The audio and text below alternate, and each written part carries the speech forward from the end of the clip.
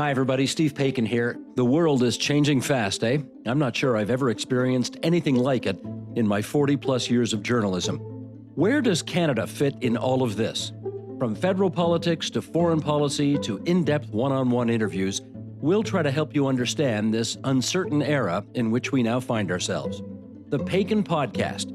Find us on YouTube or wherever you get your podcasts.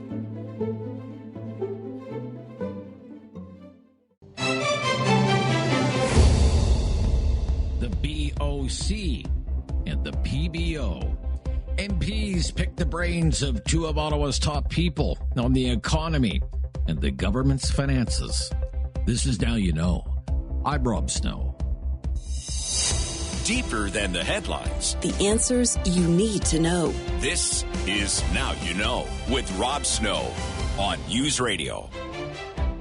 It's been about a week since the Carney government delivered its spring economic update. That update included a projected deficit of almost $68 billion, a multi-billion-dollar program to attract young people into careers in the skilled trades, and the creation of a sovereign wealth fund.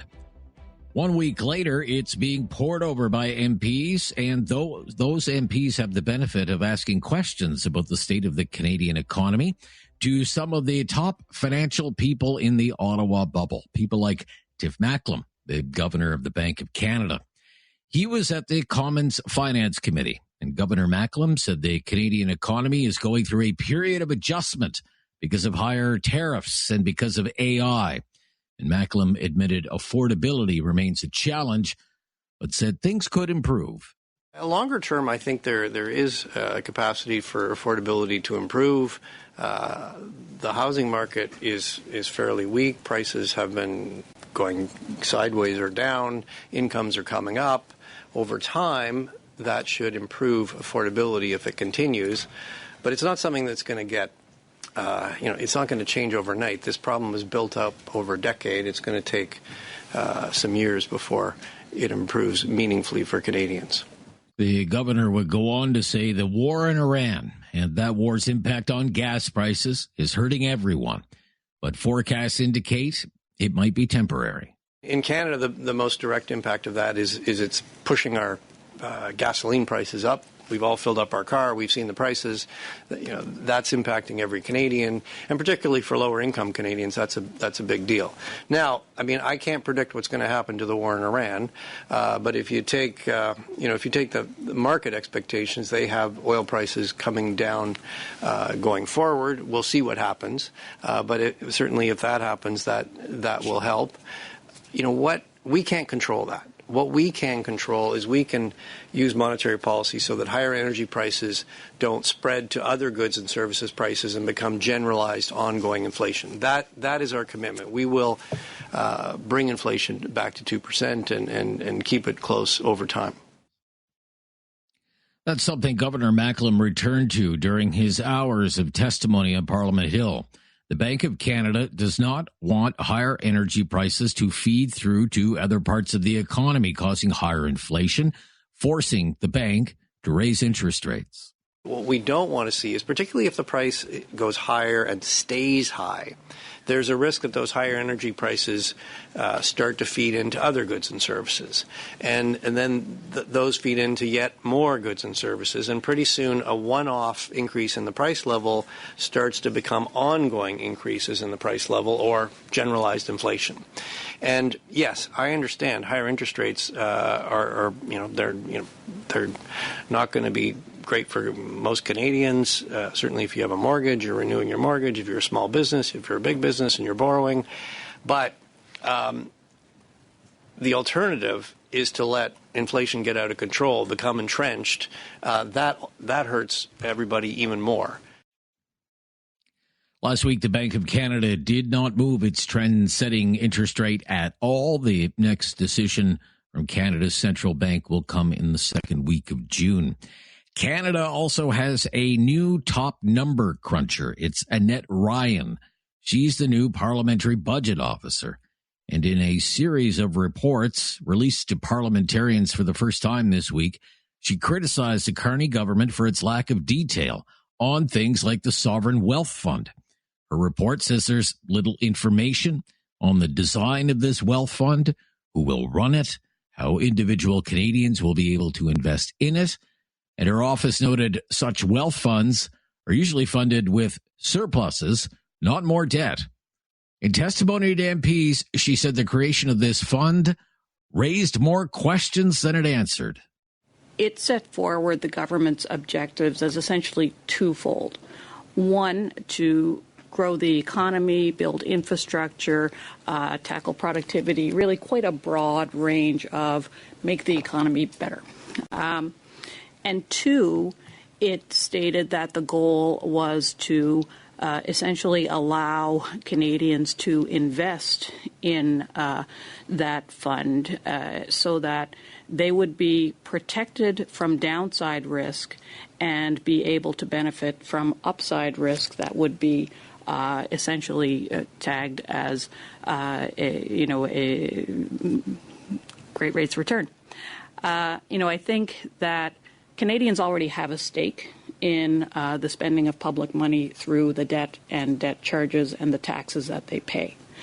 And so I think that there's an important governance and transparency set of questions about how those debt charges will be calculated in that rate of return and what transparency and protections against misappropriation and misuse will happen in terms of how investors can benefit from those public funds but be protected from downside risks, loan losses, who tracks those loan losses, who benefits from those loans. The new PBO would go on to say the federal government already has many investment-type programs to encourage development, but this government is failing to explain where this new sovereign wealth fund fits in. If, the government is not happy with how the mixture of EDC, BDC, Canada Infrastructure Bank, regional development agencies, grants and contributions on business, tax breaks for business are not delivering results, it would be helpful if the government could be more clear on what gap they're trying to solve with this new agency that will have overhead and the transparency questions that I tagged earlier, in terms of if that's the path forward and the protections are in place, where will the government spend less in terms of that large suite of expenditures that are already targeted at meeting those objectives? The PBO also noted the costs of servicing just the interest payments on the national debt and Canadians' share of those interest payments. She noted the share of every Canadian's interest on the debt, just the interest, stands at about $1,400 right now, but is set to climb to more than $1,900 over the next 4 years. I'm Rob Snow. This is Now You Know. This is News Radio. No question goes unasked or unanswered. Now You Know with Rob Snow returns on News Radio. He travels more than Mark Carney, for crying out loud. Professor Ian Lee is back with us from the Sprott School of Business at Carleton University. We should make him a trade envoy. He is somewhere in Spain today. How are you? I'm very good, Rob. I'm sitting literally on a little grassy hill on the beach at Malaga, which is on the Mediterranean coast, on the Costa del Sol, the southern coast of Europe.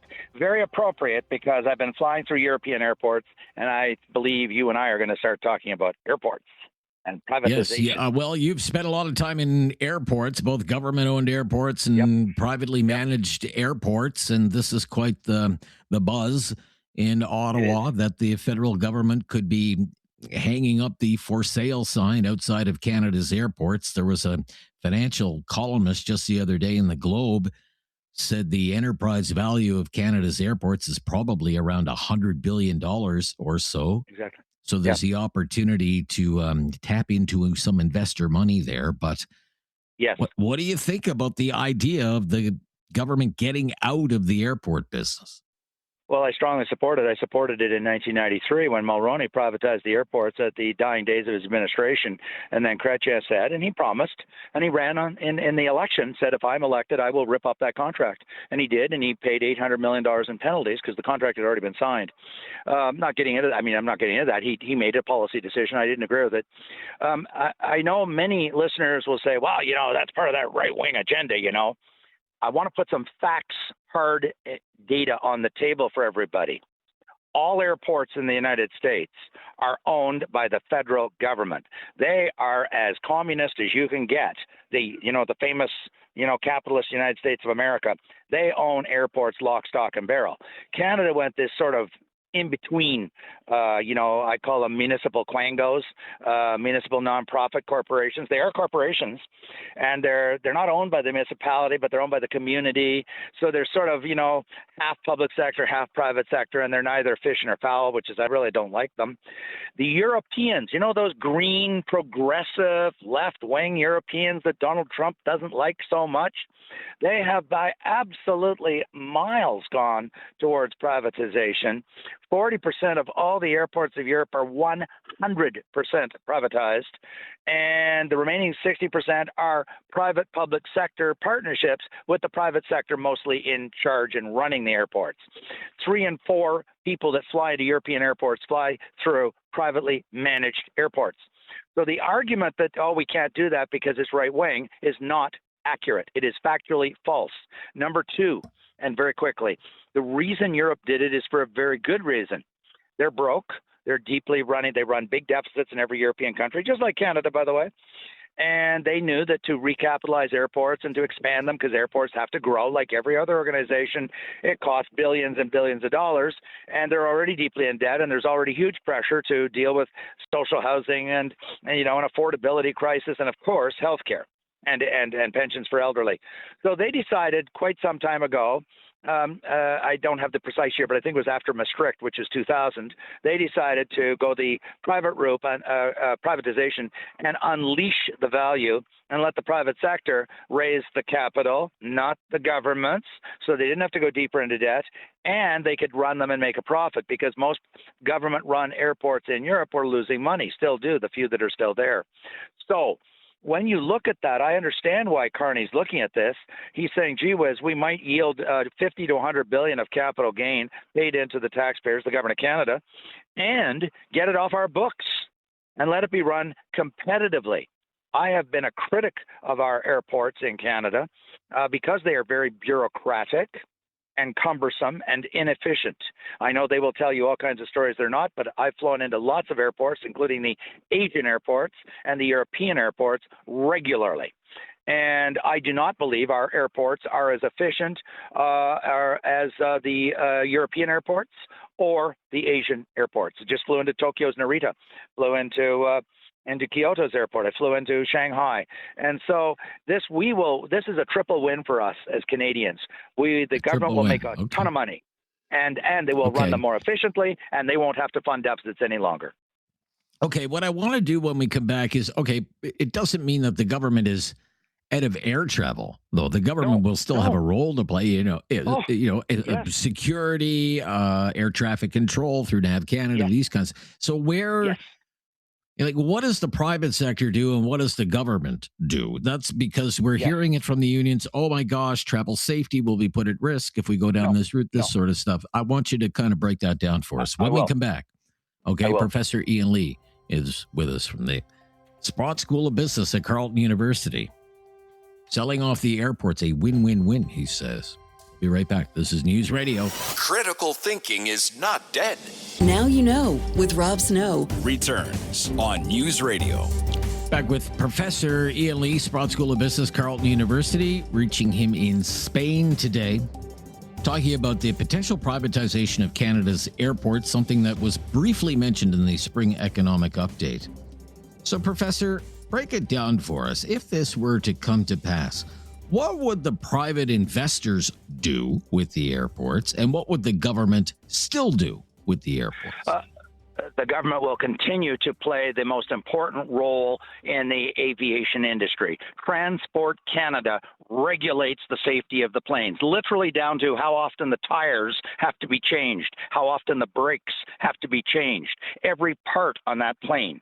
That's all under the control of Transport Canada. It has never been under the control of the airports. That is a monstrous misrepresentation by anybody who makes that claim. NAVCAN is a Canadian government crown corporation, not under the control of the airport. CATSCA handles the security where they, take your belt off, take your shoes off, even though my pants fall down, turn around, and let me grope and grab you. That is not under the control of the airport. That is under the control of the government of Canada. Okay, so what does the airport do, whether it's publicly owned or privately owned? They are, in essence, a giant specialized shopping center mall manager. They run a mall.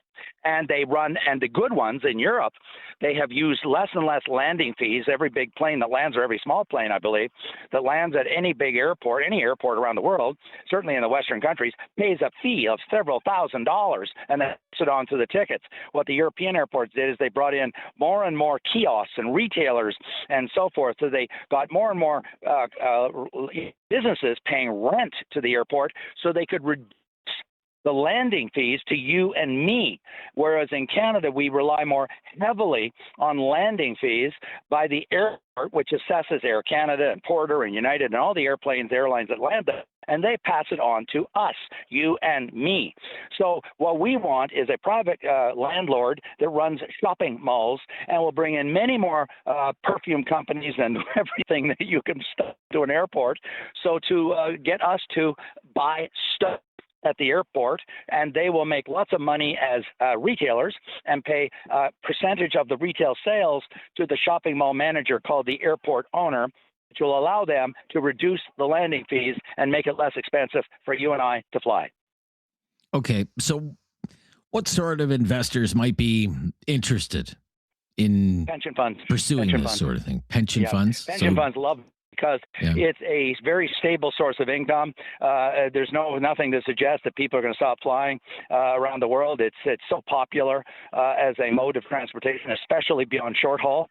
It's fascinating. Any trips under, I think it's 500 kilometers, 95% are by car. But when you go over 500 kilometers, and then of course you go across an ocean, well, it's the only way you can go across the ocean realistically. Yes, you could take Queen Mary and take 2 weeks, but everybody flies. Right. And that's how you get across to Europe. That's how you go to Asia. So as a result, this is a hugely stable source of income for companies like a pension fund, Canada Pension Fund, employer pension funds, because that's going to generate money as long as as there's human beings flying, which is forever and ever. So it's very attractive. So these places, just one final question. These places have a huge footprint. Like the Ottawa airport, for example, is on a sprawling piece of land. Do you sell the land? Do you sign a long-term lease with the investor if you're the government? What do you do with the land? I'm glad you asked that question, because lurking in the background, people don't realize this when they go after poor Air Canada, and I do have a soft spot for Air Canada and Porter and WestJet. The land there is owned by guess who? Transport Canada. And guess what they've been doing for the last 20-odd years since Chrétien canceled privatization? Oh, I think we just lost him. He was just getting warmed up there. But we're right at a time anyway. So we'll have to wrap things up there with Professor Ian Lee, never shy with his opinions, and very bullish on this idea of privatizing airports. He'll be with us next week. From where, I don't know, but we'll track him down. Professor Ian Lee, Sprott School of Business at Carleton University. I'm Rob Snow. I'm going to talk about Alberta politics. When we come back, here on News Radio. Now you know with Rob Snow continues on News Radio. It's time for Focus Alberta. We do that every Tuesday. And new polling suggests that the party of Premier Danielle Smith, the UCP, United Conservative Party, is widening its lead over Naheed Nenshie's NDP in Alberta. It's a poll from Leger. Andrew Enns is Executive Vice President of Leger Central Canada. Thanks for joining us. Again, good to hear from you, Andrew. Hey, Rob. Nice to join the program. Well, let's start with the top line numbers because it looks like a rather large lead for the UCP over the NDP. What do the numbers show? Well, yeah, the UCP are sitting at 53% in our last poll, which is up a few points from the beginning of the year when we were last in field. And the NDP are they're kind of holding their own, but dropped slightly at 36%. And to provide a little context, Rob, I mean the UCP basically won election in 2023 with about 52% of the popular vote. The real story, I think, here is the slide in NDP support at the moment. They had 44% in the last election, so they're down. They're down noticeably from where they were in the last election, and I think that's probably a bit concerning for them in terms of as we're a little more than a year out from the next election. Right. What's happening in the big cities of Calgary and Edmonton? Because that honestly is where the NDP thinks it can do better. Yeah, well, certainly, by our polling, those are still going to be, still some tight battlegrounds. I mean, in Edmonton, for example, the NDP does very well in Edmonton. Our latest poll actually has the UCP ahead by a bit in Edmonton. But I think that UCP, that NDP support is pretty efficient in Edmonton. So I would suggest that Edmonton is still probably pretty good ground for the NDP. But in Calgary, which I think that was the real battleground. I think there was close to a dozen ridings that were settled within hundreds of votes and less. The UCP has a lead in Calgary by 6 points. I'd suggest it's still a pretty tight race, but I think the NDP would look at that going, we need to do better in Calgary. Close doesn't, being a close second still doesn't really count for much in our first past the post politics, and I think that that's going to be that's the challenge, and we'll see what the NDP do to try to change these numbers. Okay, how do Albertans view Danielle Smith and Naheed Nenshi when it comes to things like approval ratings? Well, I think that's a bit of the story in this poll, Rob. Danielle Smith, has in sort of her history, she can be a bit of a mercurial, leadership figure, and depending on sort of what's going on, her approvals can go up and down. Our poll has her in pretty good shape. 46% of Albertans are approving of the performance she's doing, which is up, from the fall when we last asked this question. She's up, considerably. Naheed Nenshi has taken a bit of a dip since the fall when we were testing on the leaders. He was at 43% in October, and he slid down to 35%. So, and again, I think for the party, for the NDP, that's a bit disconcerting. They've generally, on the leader personality standpoint, they've generally done pretty good with Rachel Notley. Even when the party suffered, her personal approvals tended to be fairly stable, and I would suggest that seeing sort of the up and downs with Naheed Nenshi is a little disconcerting for the NDP right now. Yeah, sure thing. Right track, wrong track is a classic pollster questions. You ask, is Alberta on the right track or the wrong track? What do the numbers say? Well, on that one, it's sort of interesting because we've got just about a majority in the province saying things are actually heading off on the wrong track. 56% say wrong track versus 37% saying right direction. These numbers have been pretty pretty stable. We do see, a little bit of an improvement if we go back and look at things late last year in the fall of 2025. We had 61% wrong track, and so 56% now. So things have improved a little bit. And likewise on the right direction, 32% in the fall of 2025, and we're now up to 37%. So maybe from the government's perspective, starting to see the trend in the right direction. But, for the government now, being a year out, you'd like to see a little closer, a little smaller gap between that right direction and wrong track as you head into an election year next year. Okay. So finally, Stay Free Alberta says it has the signatures and it's submitted them to Elections Alberta for review. There could be a referendum, sovereignty referendum this fall, depending on what happens between now and then. What is the appetite for separation? Well, yeah, it's we've been polling on this now for a couple of rounds, and our last one was in January, and so we updated that this month. Just under 2/3 of Albertans would vote to stay part of Canada, 64%. But that's a drop from what we found in January, where it was 71%.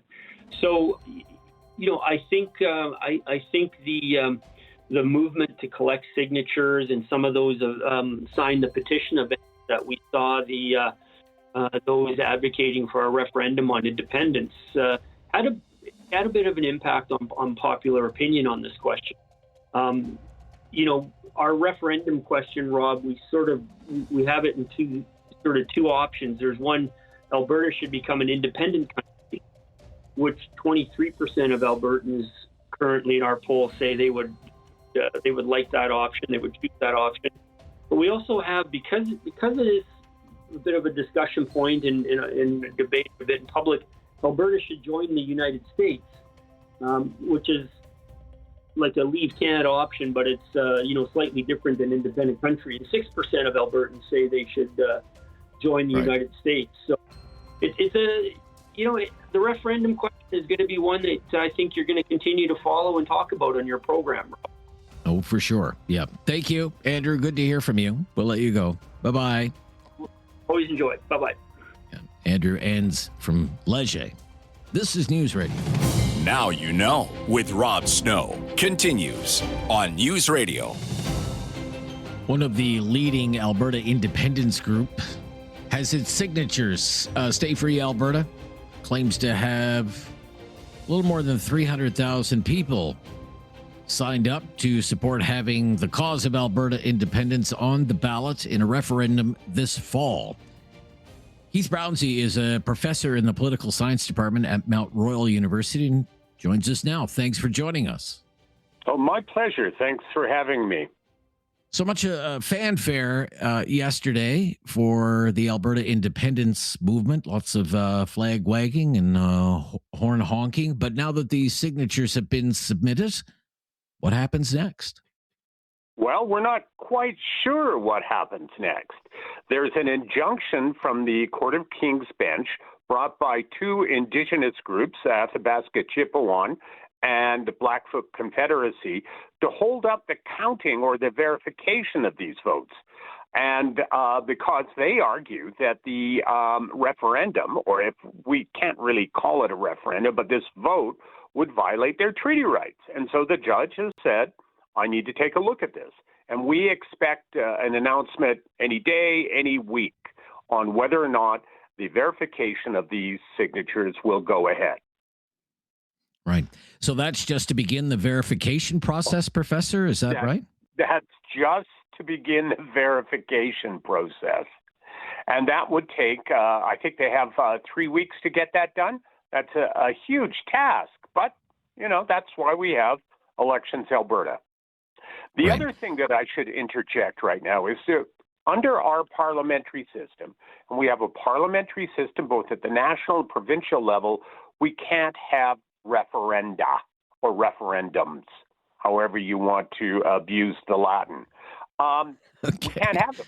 you cannot tell a legislature in a parliamentary system what to do. Only the legislature could do that. So when they say a binding referendum, they don't mean anything. It's nonsense. It's a plebiscite. It's a public vote. It's a vote to take the opinion of a particular issue and present it to the legislature. But you can't tell the legislature they have to do X, Y, or Z. Sure. Because whether it's the House of Commons or the legislature in Edmonton, Parliament is supreme, right? Professor, Yep, Parliament is supreme. absolutely. Yeah, okay. Yeah. Gotcha. What about the other question, the so-called pro-Canada question? What's happening with that? Nothing. Nothing. It was Mr. Lukaszuk, a former progressive conservative cabinet minister, gathered 430-some thousand signatures, literally by himself, with not a lot of support. And he went out. We'd go through, walk through parks, my wife and I, and we'd see tables. And of course, we signed the pro-Canada petition. But what Mr. Lukaszuk wanted was a vote in the legislature. Which members of the legislature supported Canada and which members do not? And we haven't had anything like that. Now, the other thing we have to remember is there was this massive breach a month or so I wanted ago to ask you about that. of 2.9 million plus Alberta voters. And that was sent out into the public. It's in the cyber world right now. And it really calls into question the signatures on the current petition. Are they valid? Or are their names just placed there by the pro-separatist groups? We don't know any of the answers to those questions. That will have to be asked. And the only solution to this, I see, is a full-blown public inquiry, not even at the provincial level, but at the national level on issues such as cybersecurity and foreign interference in Canadian elections. Okay. And how likely is it on the foreign interference front? This has been expressed in the past that the so-called MAGA movement or the Trump administration might become involved in the coming months in the Alberta independence movement. What do you see happening there? Let's get rid of that word might. They are involved. Okay. Members of our separatist groups have gone to the United States and met with representatives in the State Department at least 3 times. Now, what they discussed, we don't know. Was it only the State Department they met with? We don't know. But it raises all of these substantial questions about the legitimacy of an independence movement in this province. Professor, thank you so much for your time. We're following it with great interest, of course. We'll speak soon. Bye-bye. Okay. Thank you for having me. Yeah, bye-bye. Professor Brownsey, Keith Brownsey, Political Science Department, Mount Royal University, Focus, Alberta today. I'm Rob Snow. This is News Radio. There is no question Rob won't get answered. Now you know with Rob Snow continues On News Radio. Over the last 24 hours, the oil prices seem to have stabilized. So for WTI, that means it's hovering around $102 US a barrel right now. For Brent, about $110 US a barrel, both down about 4% on the day. But there are still big political problems for the Trump administration besides these, despite these lower oil prices. It's the midterm election year, and gas prices have been climbing all across the United States. The average price for regular unleaded across the U.S. today is $4.45 U.S. a gallon. That's $1.62 a liter in Canadian dollars, taking into account the currency exchange. And it's much higher than that in some U.S. states. California always has the highest gas price. Today, the average is $6.11 U.S. a gallon, $2.23 a liter. The state of Georgia has the lowest gas price in the United States, $3.85 US a gallon, $1.41 a liter in Canadian dollars. Not much movement in gas prices across Canada in the last day or so, up a few cents here, down a few cents there. Alberta with the lowest average gas price at $1.79. And the province with the highest gas prices, not British Columbia. It's Newfoundland and Labrador these days at $2.06 a liter. $2.06. On the stock markets, a few individual stocks in the news. One of them is GameStop. You remember GameStop, the big meme stock back in 2021. GameStop is attempting a takeover of eBay, and it's offered $125 a share for eBay, half in cash, half in stock. Shares in eBay rose on that news yesterday, but never matched the offer price of $125, meaning investors are skeptical, I guess, that the deal will ever materialize. Shares in eBay are actually down today, down about 3.5% to $105 a share. Shares in GameStop fell on the news, with traders thinking GameStop just doesn't have the financial resources to pull off a deal like that. Shares in GameStop are actually up a little bit today, just by 38 cents in the $24 range. GameStop has a market cap of about $11 billion US. So investors are wondering, where do you come up with $55 billion to take over eBay? Another stock that's been in the news is a Canadian company, a quantum computing company called Xanadu, which had been a darling of the stock market until yesterday, when its stock dropped by 60%. On the same day that it filed a prospectus that would enable insider shareholders to register their stock for sale, the stock just got thumped. It was down more than $29 yesterday, down to the $19 range. I mean, earlier this year, this was a $50 stock. And today it's an $18 stock. It's down again today by about 4%. Xanadu. It is still, despite the drop, one of Canada's most valuable technology companies, despite having no revenues and no profits. The ticker symbol for that, XNDU. It's something to watch. I'm Rob Snow. Talkback is coming up next. You're on News Radio. It's time to talk back.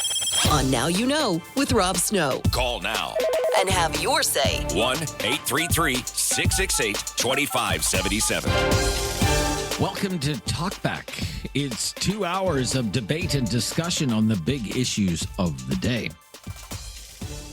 Today we want to talk about some stories that are in the news cycle, get your take on them. Chinese EVs.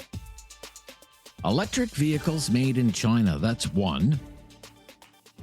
And Alberta independence, the separatist movement in Alberta, that's the other. That's in the news as well. 1-833-668-2577, 1-833-668-2577. On Chinese-made EVs, it is only a matter of time, ladies and gentlemen, before Canadians will be able to purchase an electric vehicle made in China. There are reports in the news this week that major Chinese automakers are starting to hire staff in Canada.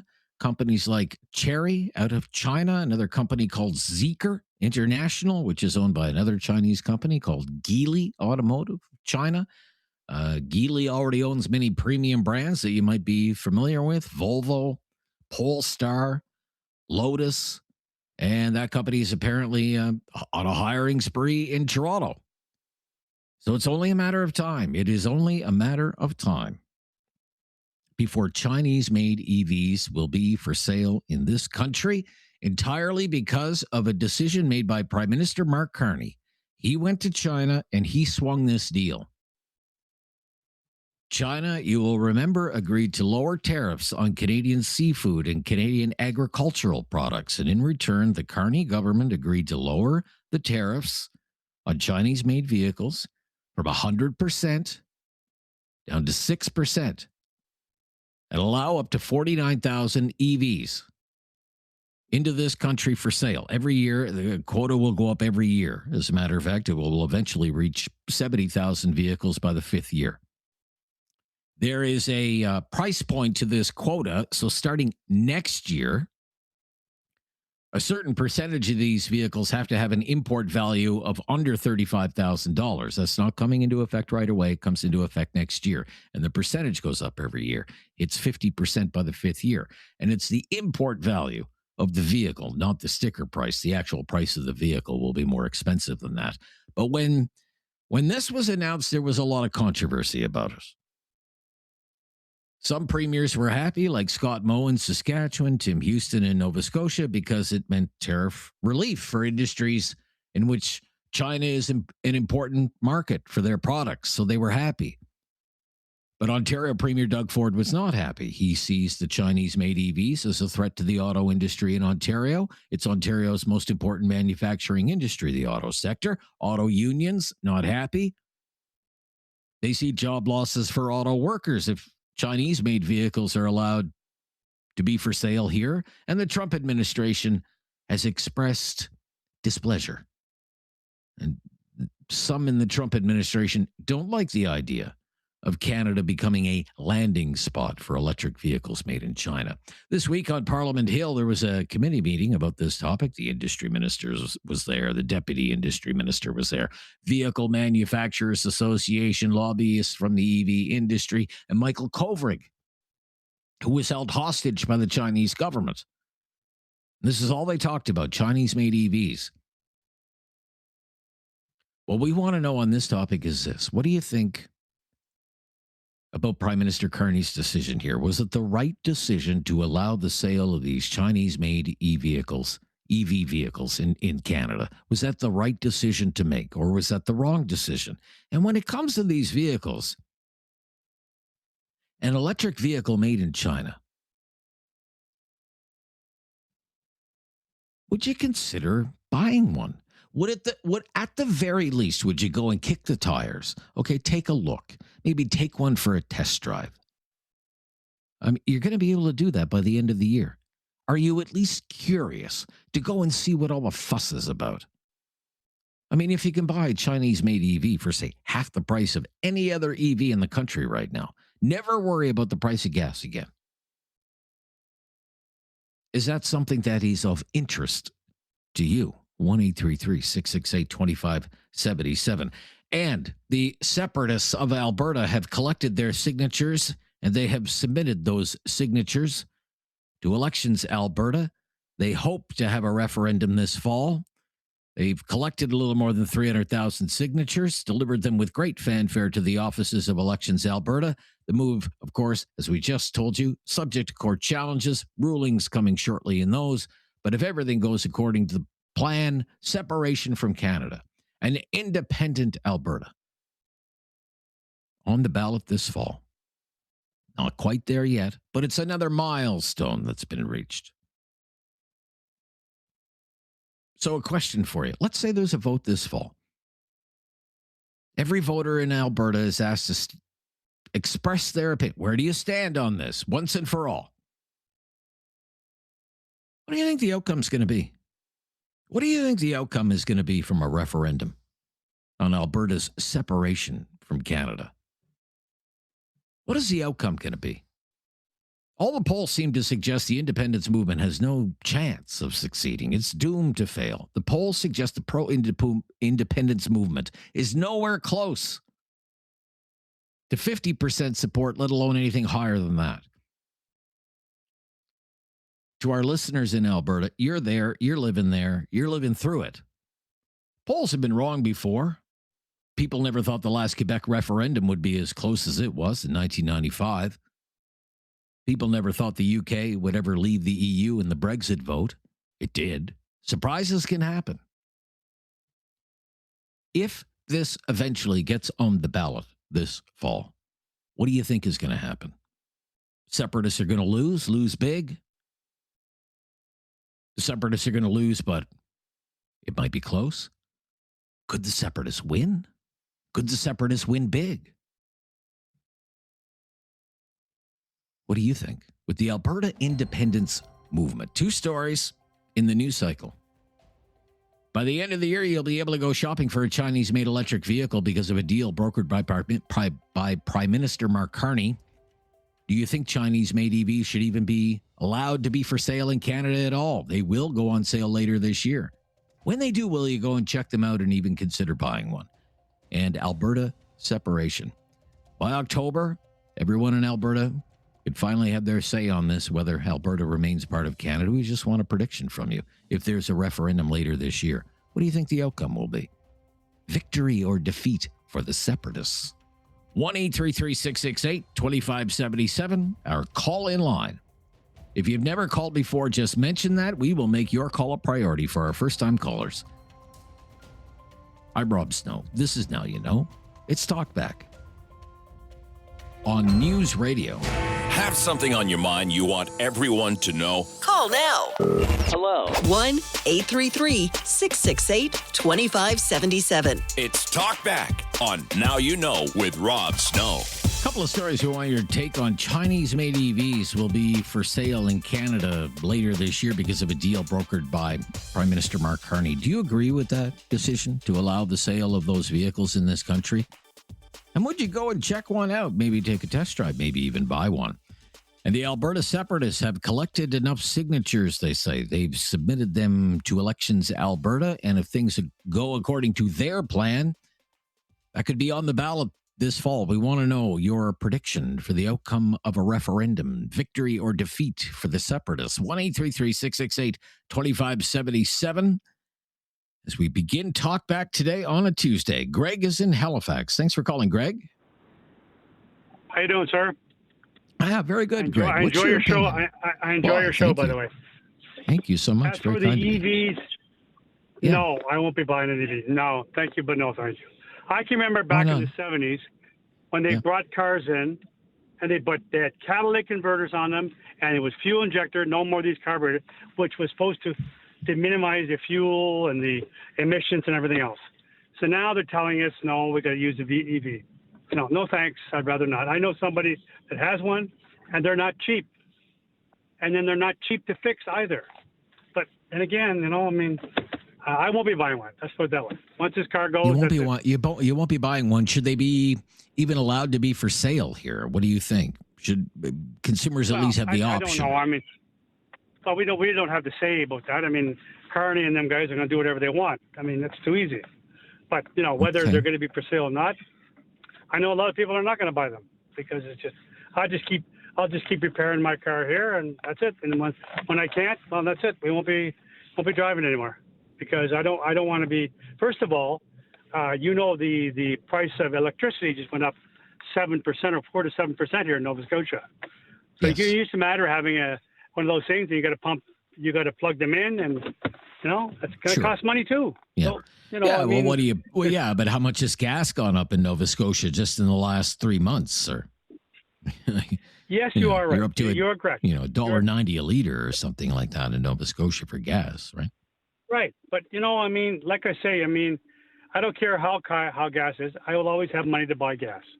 But I'm just saying, if you're going to be putting a EV on those stations and you're going to be using it to price up, and with the price of electricity, which is very, very high here in Nova Scotia, I don't know what it's in Ontario, but like I'm saying, it's pretty high. And I don't know, it's apples and oranges, I think. It's just, half a dozen the other, 3/4 this. I don't know if it's going to really go. I know for me personally, I won't be.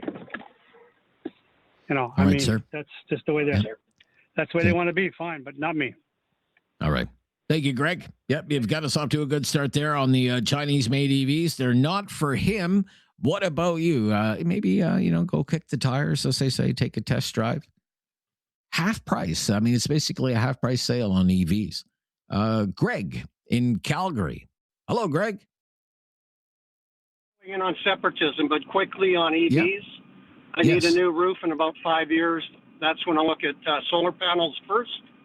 And then those people, if you talk to those folks that are self-generating their power, offsetting their utility costs, we'll see how EVs play out to offset transportation. All right. Are you even curious about them, sir? Totally. I've been following them for 10 years. And they're, it's like anything. If you're planning to keep a car for a few years, the later you can defer investment in a rapidly changing technology, the likely better off you're going to be, and that goes for solar panels as well. The technology moves quick, and then the costs also come down. Yeah. So where do you think we are in that cycle right now? Do you think we're do you think we're at the Betamax phase right now, before the VCR and the CD, the DVD player and Netflix? Like, where are we on that? Well, it depends where you are. And my brother-in-law in Hawaii installed solar panels and bought hybrids and EVs for over 25 years now, and he's way ahead of the game. So it's there's a leading edge, and then there's a bleeding edge. And it's good to not be on that bleeding edge. However, you're never sure until things pan out. So, again, to defer makes sense until a critical mass of people move, and then the economies of scale kick in. All right. Alberta separatism, you wanted to weigh in on that? Yeah, I think we all in Alberta, we all here need to become educated on what's going on and what a vote means. There's a case in point in Brexit where a whole bunch of kind of semi-angry people wanted to leave, and then a bunch of others wanted to send a message. So we've got probably 25 to 30% of people firmly in the separatist camp. And if you get a bunch of people angry and wanting to send a message, 51% isn't out of the question.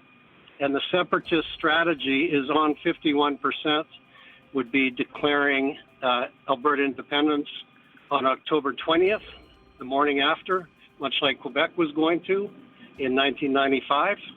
And at that point, they got countries lined up to recognize Alberta as a free and independent state, and we can thumb our nose at Canada. And they've got a nice little simple set of arguments on why separation makes sense. And they do acknowledge it'll be about 10 years of uncertainty and other things to resolve. But it's time well spent in their eyes. So I think for people that want to send a message to Ottawa, there's better ways of doing that. Gotcha. But you don't think 51% is out of the question, which is a far cry from where they are right now. Thank you for your call. Off and running on Talkback this Tuesday. EVs, Chinese-made EVs, and Alberta separation. Those are our two topics today. Weigh in on both, one, the other. Your choice. This is News Radio. Have something on your mind you want everyone to know? Call now. Hello. 1-833-668-2577. It's Talkback on Now You Know with Rob Snow. Chinese EVs, Alberta separation, kicking around a couple of stories today with Charlotte in Calgary. First time caller, Charlotte. Hello, Charlotte. Hey, how's it going? Oh, it goes, Charlotte, with or without me. It always goes. Yeah. So what's on your mind? Just the Alberta separatism stuff, of course, because Sure I'm from Calgary. So. All right. Well, what's your prediction? I hope it doesn't.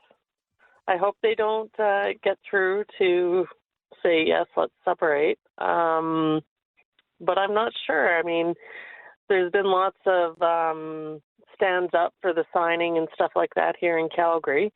But at the same time, I haven't ever seen anybody standing there signing.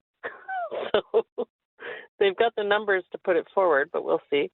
I personally am against it, and if we did end up separating, I would probably move out of province, and I'm almost a born and raised Albertan. So, really, okay, but for example, I just interviewed a pollster at one of the most prestigious polling firms in the country, Leger. They just did a poll on this. It's 24% support. Does that?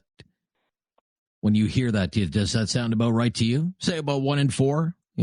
Four of you are in a room together. There's one separatist, and the three others want to stay. I'd say all of my friends are for staying, but I do know some people within the extended circle, shall I say, who are, let's separate. So. I don't know. I mean, it could be there, but like your other caller said, you get enough people on the bandwagon trying to make a statement to the government, and oops, there it happened. Yeah.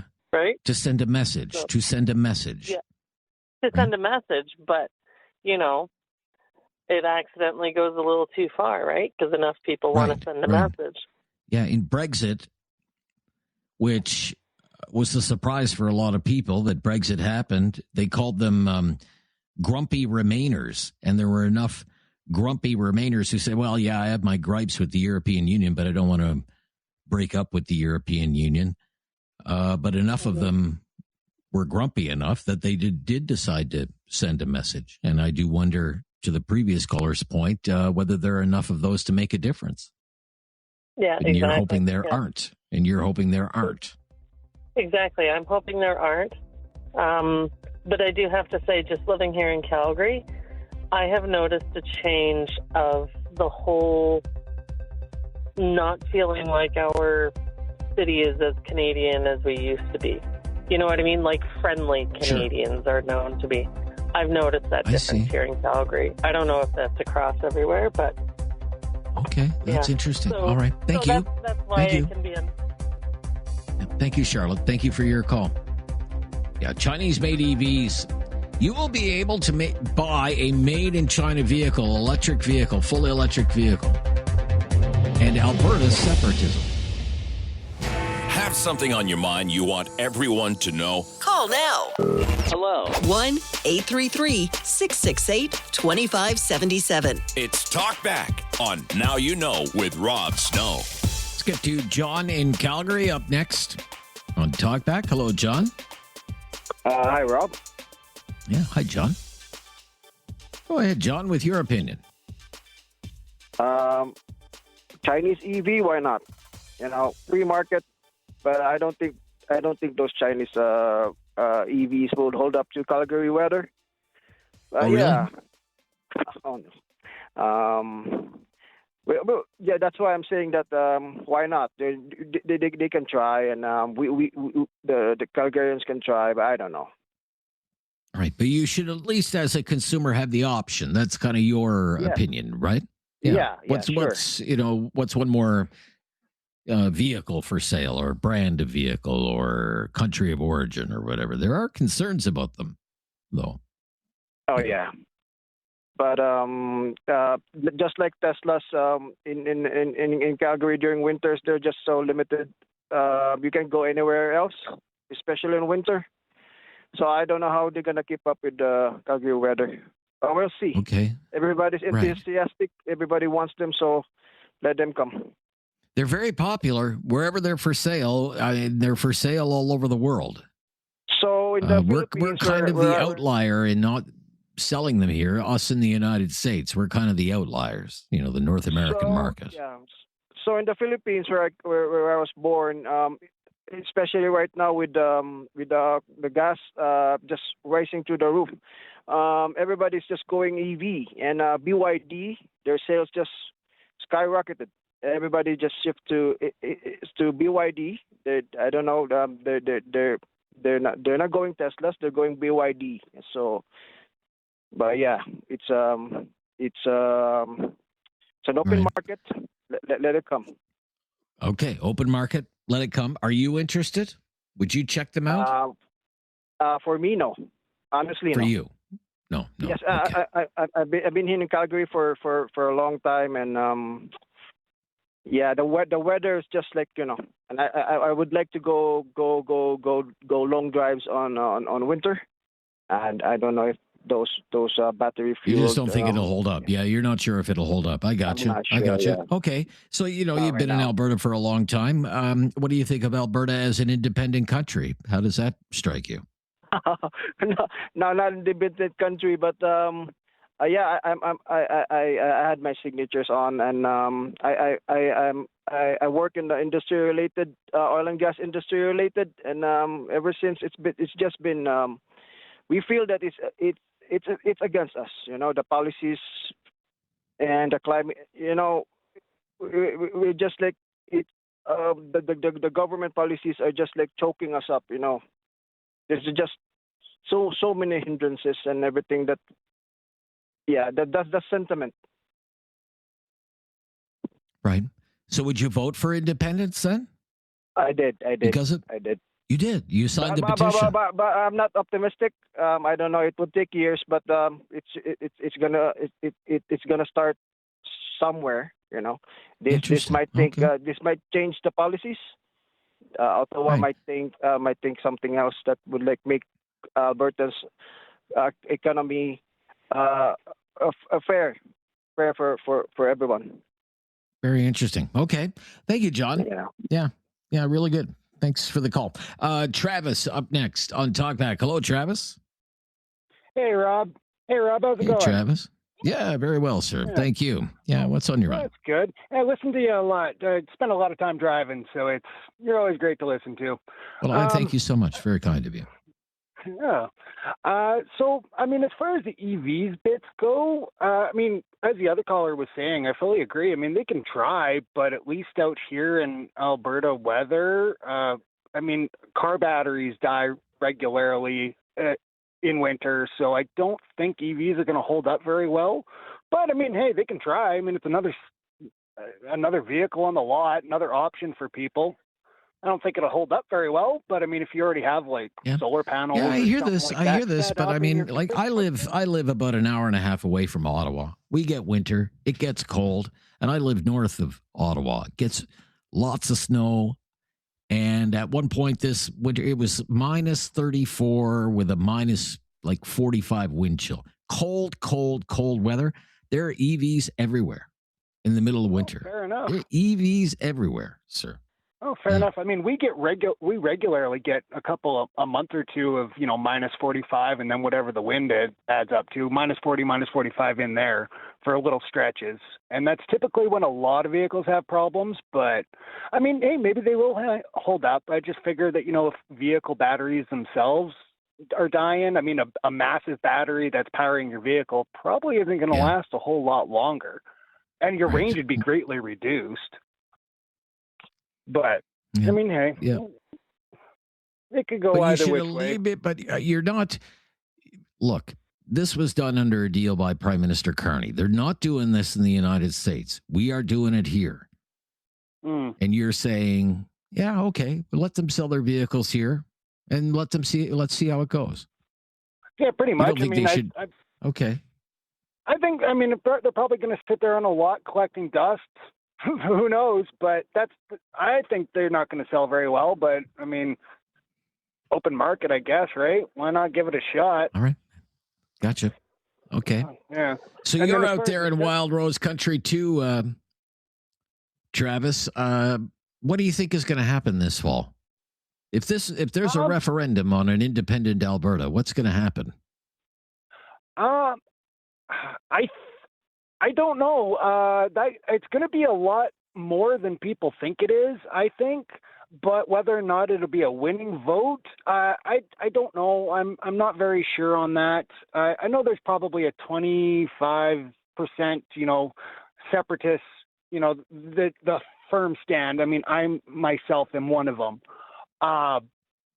But there's a lot of people, especially, the closet liberal people who, they're the people they hang out with. They can't really speak out, but then you hear them when they're not in that setting. And there's a surprising amount of them that are kind of like, no, I'd vote just to, they're secretly kind of not liking what things are going on. So they're not just saying it out publicly.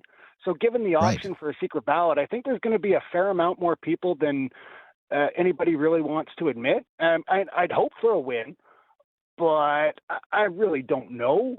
And it also at the same time as well, the whole sending a message. Well, that's very interesting because that's sort of a Trump polling effect. Pollsters are calling, and we had one of the pollsters on just about an hour ago said it's about 23% support according to Leger. Okay, 23% support. Yeah. But there are people who, if a pollster calls them, first of all, if they answer the phone at all, but if they ask, are you going to vote for Trump? They won't tell a pollster that they're going to vote for Trump. They won't. Exactly. Okay? Yeah, they won't come out and admit it. I wonder maybe if the same thing is in play in Alberta. If a pollster says, are you for separation or not? Maybe people just won't admit it to a pollster. I fully agree, or they won't admit it publicly to anybody. And won't admit it publicly to anybody. Yeah. Yeah. And at the same same time, I know really quite interesting phenomena that you raised there. Thank you, Travis. Good to hear from you today. 1-833-668-2577. It's Talkback on News Radio. Have something on your mind you want everyone to know? Call now. Hello. 1-833-668-2577. It's Talkback on Now You Know with Rob Snow. We're talking about a couple of stories in our news cycle. Chinese-made EVs will be for sale in Canada later this year. These Chinese companies are on a hiring spree right now. Should they be for sale in Canada at all? That's one question. Prime Minister Carney brokered that deal.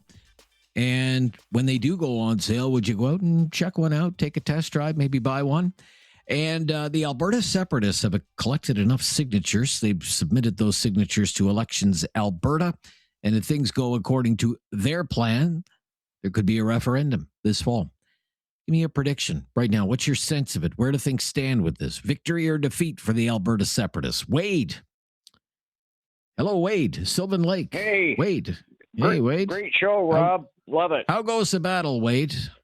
Oh, it goes. We were in Edmonton yesterday delivering signatures. And so I delivered signatures to Elections Alberta, right?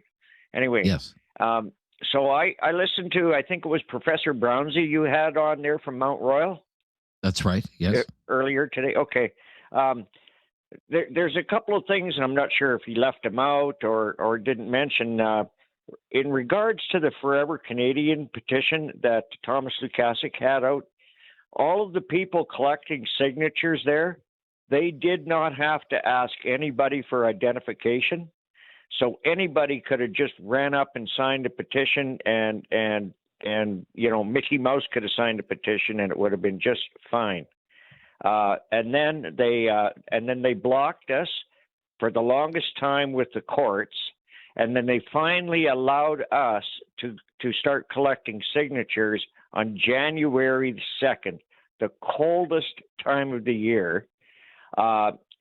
Forever Canada got to collect their signatures late summer, early fall, right? And also, I was a canvasser, and I can tell you some of the people that didn't sign the petition, there was many of them. We had 7,000 canvassers out there, and we all sat on the side of the road in the terrible weather and all that stuff, but we got through it.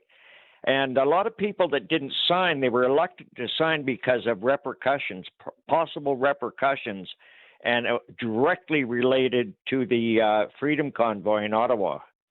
You know, like we carried the Canadian flag to Ottawa from the west, and what did they do to us? They beat us up, put us in jail, ran us through the longest mischief trial in the history of mankind, and it's still not over, and they want us to continue carrying their flag.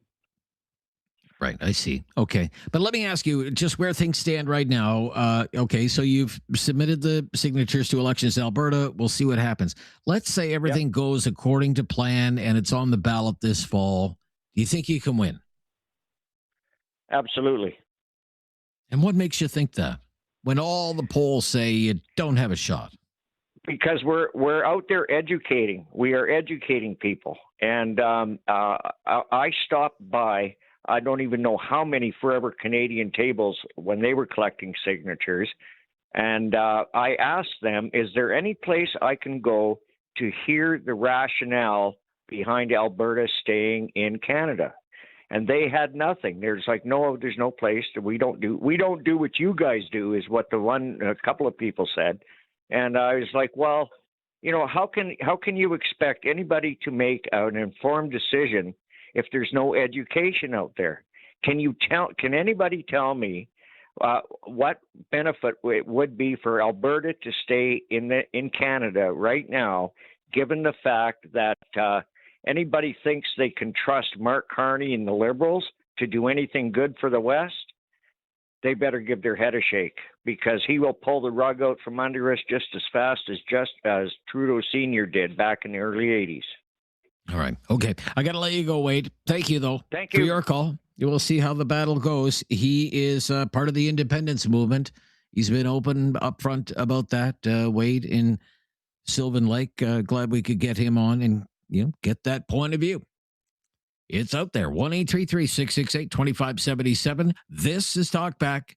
More of your calls ahead here on News Radio. Have something on your mind you want everyone to know? Call now. Hello. 1-833-668-2577. It's Talkback on Now You Know with Rob Snow. In Longview, Alberta, we go to Thomas up next on Talkback. Hello, Thomas. Hello, how are you? Yeah, I'm very good, Thomas. How are you? I'm fine. That's good. On the EV situation, the Chinese EV coming here. Yes. I think back to when the Datsuns were brought here and the big uproar it created. It made our American companies think twice and make a better product because of it. You have to compete. But when you don't compete and you protect them, we're the loser in the end. And pay the price. So I'm glad they're coming. There's no problem with that with me. If you want to compete in a world that we've got today, you've got to be able to compete worldwide, not just in your own market. As far as the Separatists go, wow, I don't know what to say. I saw this with King Peter, so I don't know what to think. I think if people get disgruntled because they can't have their own way, but, good politician is somebody that meets everybody in the middle, and that's hard to do. Especially when you get people that are so far right and so far left. You just have to compromise because there's others. Just because you feel that way doesn't mean it's best for the country. I think you have to think about everybody when you think about things like this. I understand that, but when when the time comes and it's October and let's say this is on the ballot, we're all gathered around the television set watching the returns come in on an Alberta independence referendum. What do you think is going to happen? Do you think it has a chance at all of succeeding? Not really. I've heard this sentiment before. Not really, no. I mean, I kind of think the pollsters are pretty close in the 23% thing, but that hasn't changed much. Especially the oil industry. They always feel like they're getting stabbed in the back. They're really not. It's just, the rest of the country has to be considered as well. They've made some real bad errors, in past with this kind of thing. So I don't know. Personally, I hope that it doesn't go through, and I don't think it will. My vote will be there for sure. I noticed that the rural communities are ones that really, really want to separate. They think they're getting the shaft. But you check Edmonton and Calgary, and right now, if they held an election, there'd be Liberals elected there now, just because of the circumstance. And I don't know, Rob. Like I say, I think we have to wait and see, eh? Wait and see. Okay, Thomas, thank you. Thank you for waiting. Yvonne up next. Yvonne. Hi, Yvonne. Hi, Rob. How are you today? Yeah, very good today, Yvonne. Thank you. Yeah, how are you? Okay. I'm pretty well. That's good. I'm just sitting here thinking about the EV cars coming in from China. And I think I'm kind of like Datsun. I remember the company Datsun that evolved. Hyundai, it was a company that came in with the Hyundai Pony, and it was not Canadian, right? South Korean, that's right. And look at where they've evolved now. Yes. But I do have, Canada is full of forests. And I keep thinking the electrical cars that we have here, we've had fires, and you can't put them out. So now we don't know anything about these cars from China. But if they come here, how well do they know us and the Canadian climate, where we've got, part of the beauty of Canada is you can utilize its landscape all year round from east to west, okay? So you've got these EV cars around our forests, and something goes wrong with the battery due to extreme heat or extreme cold, and now what? Right, okay. I didn't think about that. Yeah. Right? Yeah. We already have problems with the EV cars here. So now we're going to accept something from another country that, travels by sea, where there's corrosion for 7 days as it gets across. Okay. Yeah. Safety concerns, fire concerns, lithium-ion battery fires. Very dangerous. Thank you for your call. It's time to talk back. On Now You Know with Rob Snow. Call now. And have your say. 1-833-668-2577. Welcome to hour number 2 of Talkback. I'm Rob Snow. A couple of stories that are in the news and in the news cycle. I want your take on them. Chinese EVs. They will be for sale in Canada this year under a deal brokered by Prime Minister Carney for some tariff relief on Canadian industries. We dropped tariffs on Chinese EVs. And we know that some of these companies are hiring Canadian staff right now and looking at opening up sales centers this year and selling cars later this year. Do you agree, first of all, with the decision to allow the sales of those vehicles in this country? And there's a lot of hype, a lot of buzz, and they are sold all over the world and they sell very well. So would you go and check one out, a Chinese-made EV, take one for a test drive, maybe buy one? Love your take on that. And then the Alberta Separatist movement is back in the news, the independence movement. They've collected their signatures. They've been submitted to Elections Alberta. Could be a referendum on that this fall. Give us a prediction. What do you think is going to happen? Will it be victory or defeat for the Alberta Separatists in October, if that comes to pass? 1-833-668-2577 in rural southern Alberta. Rob is up next on Talkback. Thanks for calling, Rob. Thank you. As far as letting the EUVs, nothing wrong with them. Let them come in. Maybe we need some competition with all our North American vehicles. Maybe we can get the price down on some of them. That fellow suggested, but he never gave me a number as to what they cost. But give them time, and there'll be problems. But give them time. Let them come. We need some competition. All right, fair enough. As far as I'm concerned. And as far as our separatists, yes, I hate that when I hear that. There was a fellow phoned in about 6 months ago. It wouldn't maybe be that long ago. He said, "Have you ever heard the term landlocked?" Well, maybe before they talk about all these things, they should think of being landlocked and see how we could run our province all by ourselves. Oh, maybe we connect up with the states. We don't need that. Maybe we should have all 4 provinces and the territories together and make one country. But we're bigger than that now, and I don't know if that big isn't always the best. But we've got Canada. Keep it as one and solve our problems. And most of them people are radicals.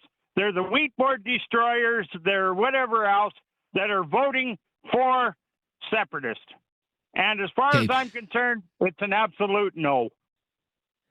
It's an absolute no for you, but do you think they have a chance? Do you think they have a chance at succeeding, sir, in the referendum? Do you think they could win? I don't want them to win. I don't care. You don't want them to win? They can go screw themselves. Sorry I said that. Okay, that's okay, bro. Okay, I'm going to move along then. All right. I appreciate the passionate opinion, but let's move along to Halifax, the great city of Halifax, Nova Scotia. Patricia up next. Hello, Patricia. Hi, Rob. Thank you for taking my call. You're welcome, Patricia. Yeah. Having been of a certain age now, where I remember Meech Lake and I remember the Quebec separatist arguments and all of that, and it was during that time that when my kid's father and I were dating, his father was a Quebec separatist. And meeting the first time, he was telling me his arguments for Quebec separating, and all right, I listened. And then I told him, and I will tell this to the Alberta separatists as well, because it applies here too. There is no such thing as a partial circumcision. You go all the way or not at all. If you want to leave Canada, you lose your citizenship. You lose all of the protections under the Canadian Charter of Rights and Freedoms. You stand up your own currency. You stand up your own postal system. You pay for your own defense, military, supplies, everything. That's all on your dime. You pay for it. Expect no help from the country you want to leave. Think about that before you vote. Do you give it any chance? I mean, if you were there through Meech Lake, I was there through all of that as well. And I remember watching those returns come in 1995, thinking, oh my gosh, I think we're going to lose the country. I never thought it would be this close. Yeah, it was tense. Going back and forth all night. You think it will be again? You think it's closer than maybe what the polls are suggesting right now? No. I think it might actually be weaker than what the polls are suggesting. Oh, really? Okay. All right. You're optimistic. Only time will tell. I want to be an optimist, but only time will tell. But like I said, there's no such thing as a partial circumcision. You go all the way or not at all. All right. Okay, thank you for that visual, Patricia. All right, but I am just gonna leave that right there for now. And my gosh, what a way to get hour number 2 started of Talkback. 1-833. Thank you, Patricia. 1-833-668-2577. 1-833-668-2577.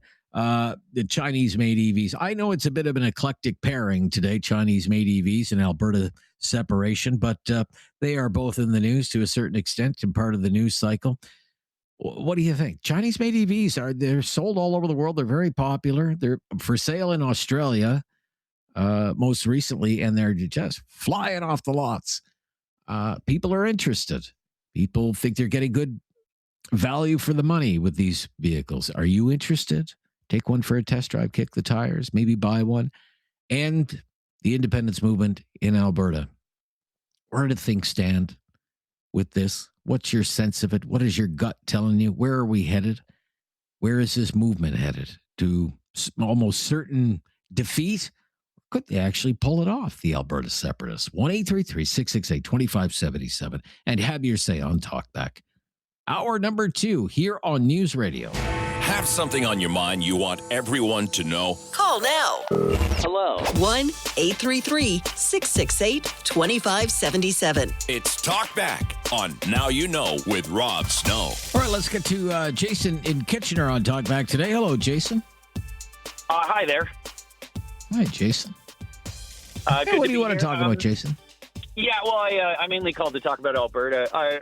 In terms of a prediction, I would just say that Brexit showed us that you cannot make any assumptions about this kind of thing.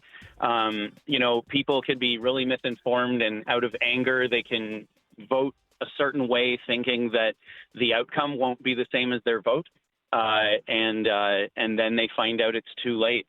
A guy about 5 calls ago was pretty smugly, I thought, talking about how nobody could answer his question about what advantage there would be for Alberta to stay in Canada. And I think if you're going to go through life thinking that if nobody can argue back against you, then you must be right, you should probably wake up to the 21st century. A pretty easy Google search would give you some info. But I just had a couple answers for him, if that's all right. I think Canada offers Alberta significant economic, geopolitical, structural advantages, secure access to Canadian seaports for oil exports, avoiding landlocked status. Like, think about the cost of creating a new sovereign state, or the loss of autonomy of becoming an American state. It's a little amazing. Like, you have to make massive investments in foreign affairs, military, customs, legal frameworks, currency management. The idea that they aren't pooling risk and getting stability by being part of Canada, I think, is pretty ignorant. What happens when there's an emergency or an economic downturn? I think separation threatens their economic stability, risks a big outflow of talent and probably capital. And not to mention that Alberta already can assert its interests within the Canadian Constitution by, such as using the Alberta sovereignty within a United Canada Act to address, federal policies that get in the way of Alberta's potential. So, I'm just like it kind of boggles the mind. Not to mention that Alberta can't separate without unanimous approval by the rest of the country's legislatures, right? So like it's in the Constitution. So I think the whole thing is like a little crazy to think, you know, to ask a rhetorical question like, well, what's the benefit to Alberta of staying? I think he should be asking, would leaving Canada create so much benefit that it would mitigate what's lost? And if a separatist is saying, no, there's no loss, it's only gains, I think that it's just time to sit down and let the grown-ups talk. Okay. All right. That's what we're trying to do. Thank you, Jason. Good rebuttal there. Let's go to Gary. Thank you, Jason. Thank you. Let's go to Gary. Hi, Gary. Jason said it very well. I don't know what more I can add to him as an Albertan. You know, recent polls out here show that there's only about 30% support in terms of separation. So you've got a small vocal minority that are yapping away. The rest of us, the silent majority, just want to get this over with and move forward. So there's not much more I'm going to say on that. Let's get on with it, and that perhaps will happen in time. On your other subject about Chinese EVs, here we go again. You know, so there's been recent reports online and such that indicate the quality of these vehicles is pretty good. I still have my doubts, though.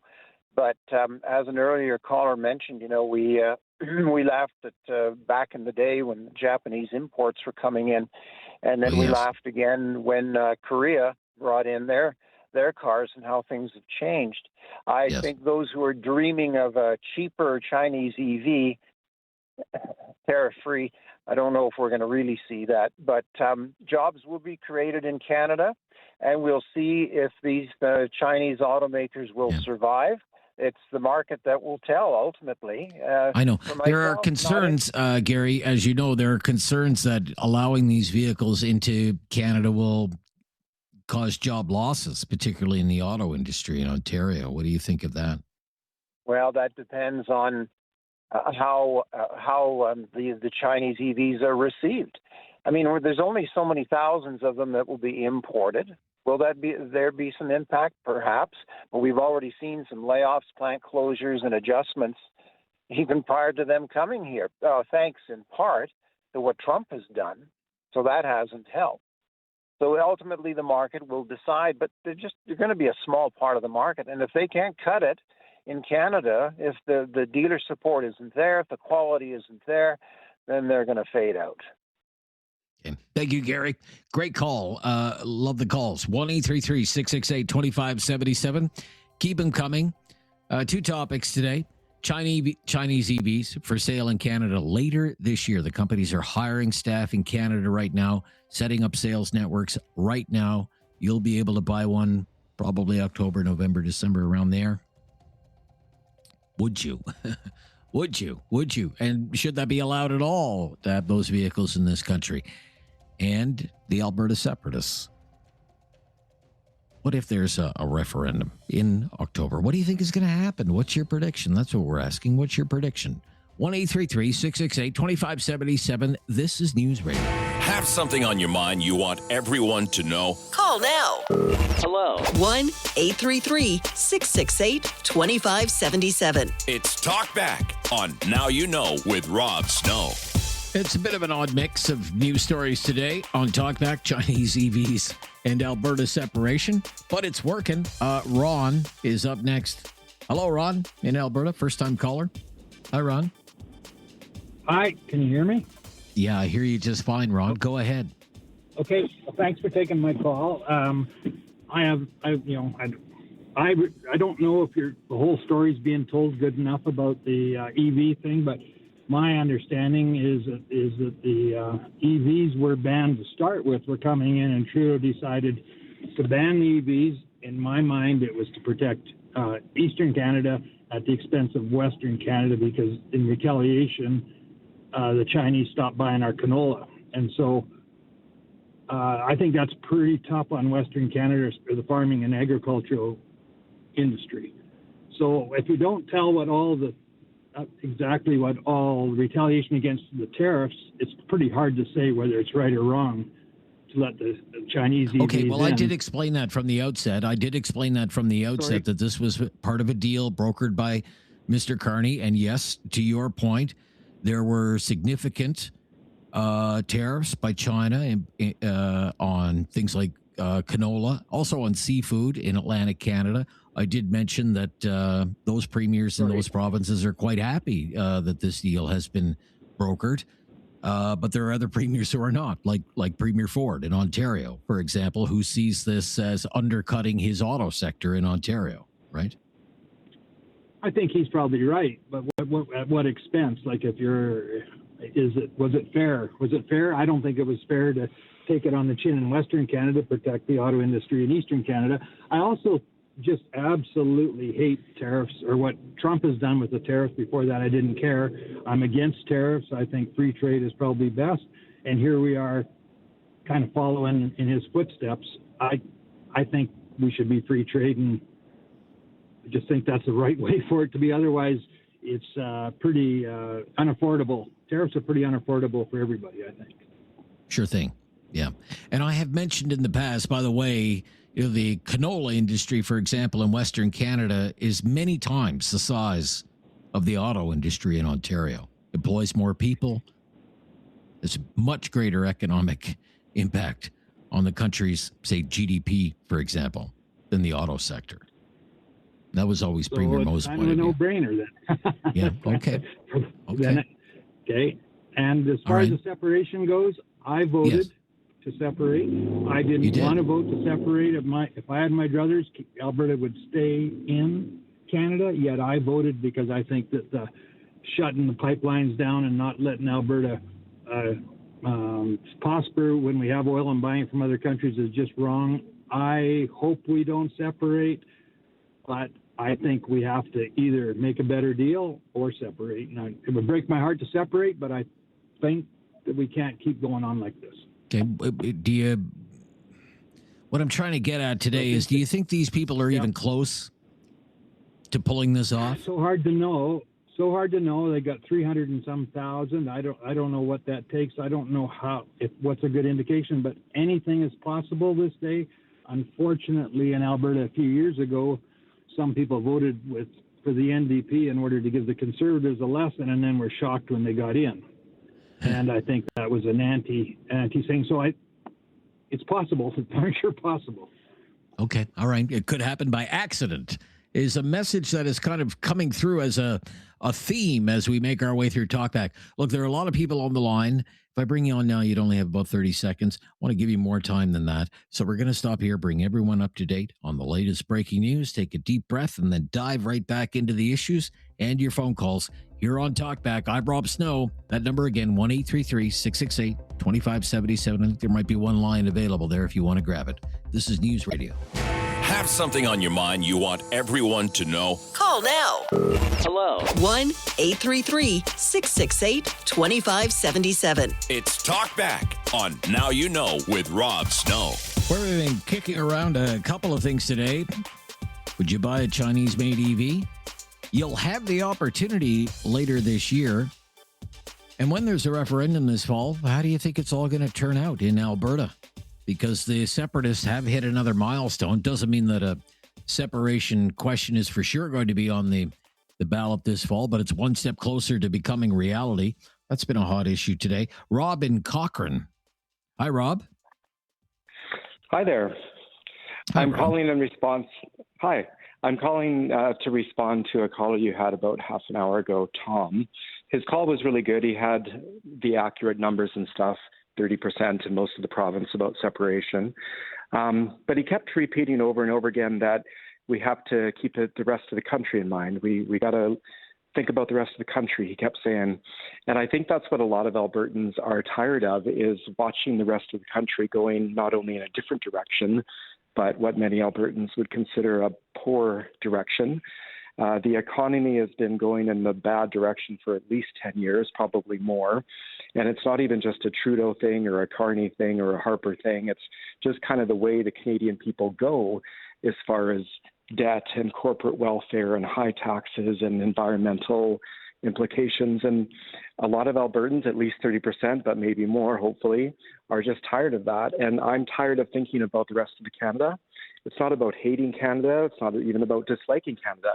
But I'm thinking about my children and my grandchildren. I owe them more than I owe Canada anything. And I truly believe that Alberta, in the long run, would be way better off for my children and grandchildren as an independent state. Okay. So in Quebec, they always used to talk about the winning conditions. Do we have the winning conditions? Almost in 1995 had the winning conditions. It doesn't appear in Quebec, at least, that that's the case. It doesn't appear that that's the case in Alberta. Do you think there are the winning conditions for a win in this fall? At this moment, it appears not, but I do believe that Canada's economy is going to get worse over the next 6 months, and perhaps that'll wake up a few more Albertans. And if we creep up to 35, even 40%, but 100% of those people come out to vote, then that's actually more than the 60% if they only get 70% of those people to come out and vote. So just like Brexit, it could happen. Yeah, okay. All right, thank you. Yeah, very interesting. Brexit has come up as we make our way through the talkback today. That was a surprise. There have been surprises before. I've said this, Brexit, the UK vote to leave the EU. I mean, that was always a thing in the UK. Eurosceptics, always been a thing in the UK. Eurosceptics, just like Alberta independence has always been a thing, but never really a popular thing. Not the majority thing or the majority opinion. With Brexit, years before the vote happened, polling suggested support for the UK leaving the EU was maybe 30%, which sounds very familiar. And the other 70% didn't support it. And then there were what were called the grumpy Remainers. The grumpy Remainers who weren't thrilled with being part of the EU. They had their gripes, but they were more inclined to say, remain. Let's have the UK remain part of the EU rather than pull out of the EU entirely. There are probably people who feel the same way. I bet we've heard from a few already on Talkback today, grumpy Remainers. Yeah, Ottawa hasn't been good to us. I have my gripes with Ottawa, but I'm not willing to break up the country over it.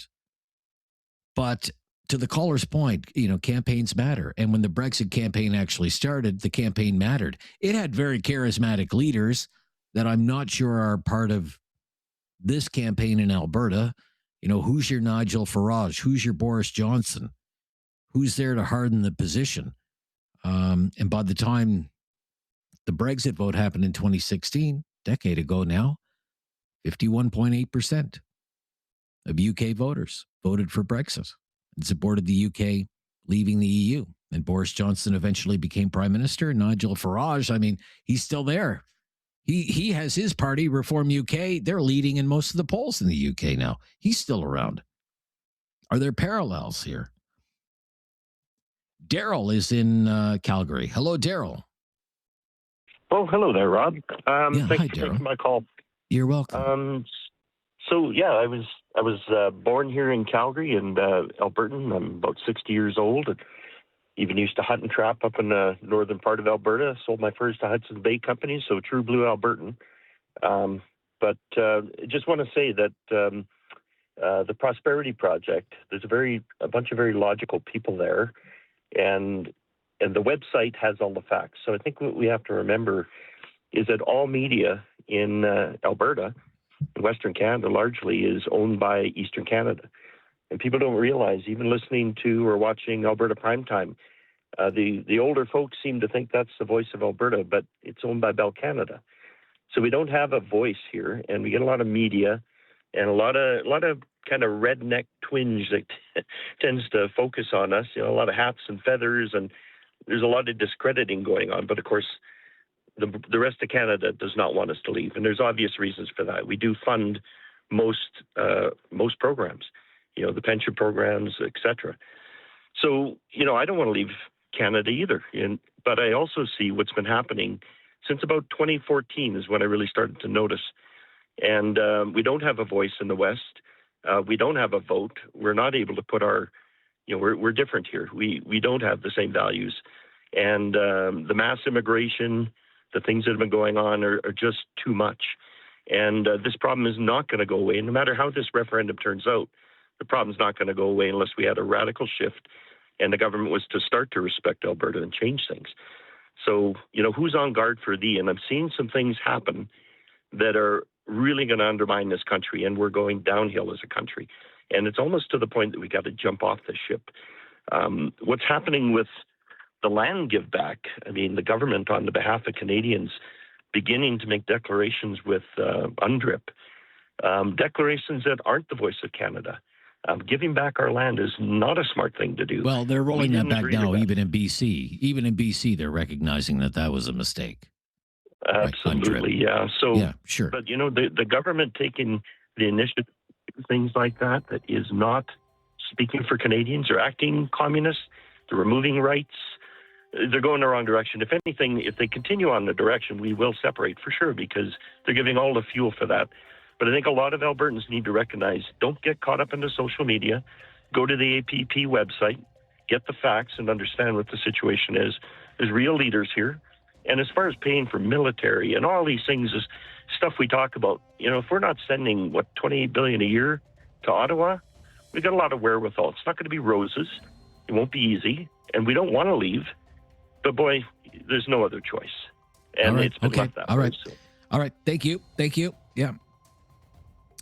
Okay. I don't think we ever got to the question whether he thinks they'll win or not, but he's pretty committed to the cause by the sounds of it. This is News Radio. Have something on your mind you want everyone to know? Call now. Hello. 1-833-668-2577. It's Talkback on Now You Know with Rob Snow. A lot of calls from Alberta today. Not surprised to see that. Mr. Carney, Prime Minister Mark Carney, was asked about the separatist movement, the independence movement in Alberta reaching this milestone, getting enough signatures, submitting them to Elections Alberta for review.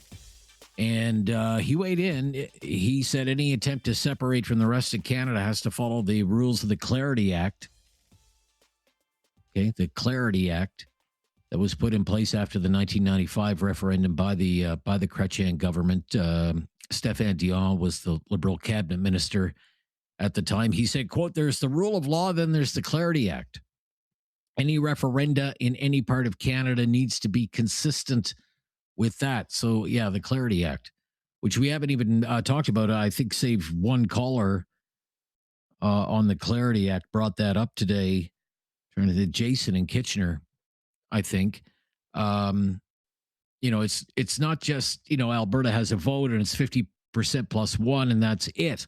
According to Mr. Carney, he says that, that's not how it works under the Clarity Act. It's the House of Commons that deems if a referendum question is, quote, clear and unambiguous, and the question has to focus solely on the issue of separation, and there has to be what's called a clear majority. And that's not 50 plus one, 50% plus one. No way. The case has been made Canada's too important for that. And who decides what a clear majority is? Not Alberta under the Clarity Act. It's the House of Commons in Ottawa. But if there's a clear majority and a clear question, then the federal government would be obligated to negotiate with the provincial government.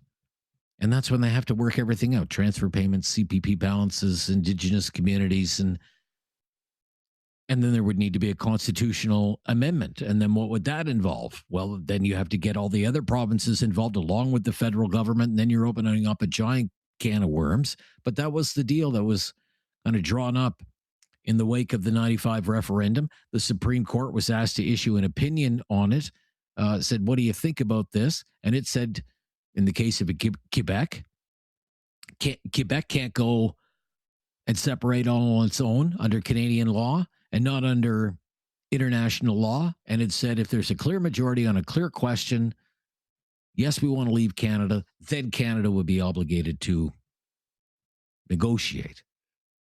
Okay? The Clarity Act. Prime Minister said today in Ottawa at the introduction of the new Governor General of Canada, Louise Arbour, not so fast, and you may be getting ahead of yourself, you Alberta separatists. What do you think of that? Just weighing in there. Jody in Calgary, thanks for waiting, Jody. I know it's been a bit of a wait today. You Alberta separatists. What do you think of that? weighing in there. Jody in Calgary. Thanks for waiting, Jody. Wait today. Is Jody there? Or is Jody still listening? Weighing in there. Jody in Calgary. Thanks for waiting, Jody. All right. Put that person on hold. I don't know what's going on there. Tim. Let's try Tim. Hi, Tim. Hi, Rob. How you doing? Yeah, I'm very good, Tim. Thank you. Good. Go ahead. Good. I was born in Calgary. I've lived in Calgary all my life. 10th generation Canadian. Yes, I voted for on the referendum. I voted yes for the referendum, and I'd vote yes for the vote. Your last two callers, I couldn't agree with them more. I thought their points were very well stated. And the caller before that saying, I just want this to be over and move forward. Well, move forward to what? Like to what Ottawa wants Alberta to be? And I think the points are that the one person used the circumcision metaphor about all the costs. Well, if Alberta was a sovereign state, we'd be able to afford all that she said we would need to pay for. And as stated by the man from Cochrane, yes, I'm concerned for my children and my grandchildren about what they're going to have by staying in Canada. And so I think that it is time to do something about this. We're run by a Liberal government that we don't vote for. And I think the chance of having anybody else but a Liberal government is going farther and farther away. So, yes, I'd vote for separation. Okay, but do you think you can win? I don't know. I'm not sure. Okay. I'd like to think we could, but I'm not sure. Right. And no, I would not buy the Chinese electric car. All right. Thank you. Thank you for your call. Be right back. Be right back.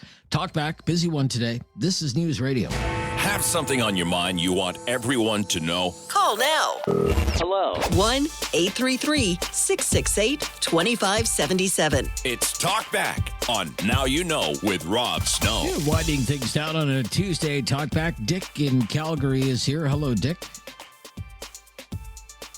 Hi. Yeah. Hi, Dick. Yeah. Hi. How you doing? Yo, hanging in there, Dick. How are you? About the same. That was a dumb question. I already know it. Everybody's asked you that. Yes, I did sign the petition. You did. And I believe that basically we have no choice. If we want to stay in our government, then we have to get rid of the Liberal government. And that's not going to happen in my lifetime. And I've been saying that ever since I was 16. I'm 75 now. And I would be doing my children a disservice if I left them with a debt that we're gonna have that they're gonna have to pay. But there is no financial accountability from the government in Ottawa. Well, the prime minister in Ottawa today seemed to suggest he is going to spend some time making the case that Canada can work for Alberta. And in fact, your premier, Danielle Smith, is going to be in Ottawa and have a meeting with Prime Minister Carney later this week. So there are talks happening, negotiations are happening on what I would call a better deal for Ottawa and trying to finalize this memorandum of understanding. Does any of this give you hope? Not really. Not really. Okay. The deadline for the memorandum of misunderstanding was April 1st, as I recall. It was April 1st, yeah. If Carney was actually serious, he would do some of the things that he has to do to just get our oil out to buyers. Like there's countries in this world that want to buy Alberta oil and gas. They're not. We can't get it out west. because they've got the no tanker belt ban. They've got the C-69. Yeah, the West Coast tanker ban, no pipelines law, all of that is still in place. Yeah. The Prime Minister has said, well, we've got the Build Canada Act now, and that's more important than those other two laws. We don't need to repeal those other two laws. That's the same Prime Minister that took Britain through Brexit, isn't it? Well, he thinks it was a mistake. He thinks Brexit was a mistake. It was. There are people who agree with him. Well, I agree. But with I think him that's. Too. I think the Prime Minister, having lived through that and been there as the governor of the Bank of Canada at the time and warning against the consequences of that, I think he has his eyes on what's happening in Alberta because, as I mentioned earlier in the show, long-time polling suggested only 30% supported Brexit. And then on the night of the referendum, it was, almost 52% supported leaving the UK leaving the EU. And he has seen how momentum can build in these campaigns. Maybe he's trying to head it off at the pass. It sounds to me, from your point of view, and I thank you for your call, Dick, it's too late. The horse has left the barn, I guess. Thank you for all your calls. Brand new topic tomorrow on Talkback and more of your calls. And until then, always the latest breaking news on a very busy news day today. This is News Radio.